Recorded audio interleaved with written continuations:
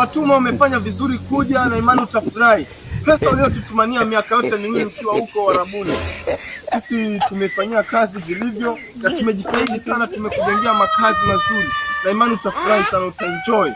Kama vipi bwana mkubwa? Na usiseme unataka Nigeria mabaki yatoke juu. Si ndio eti? Na imani usiangalie kule, lakini Fatuma yule ni Mwarabu yule. Ana hela kishenzi yule.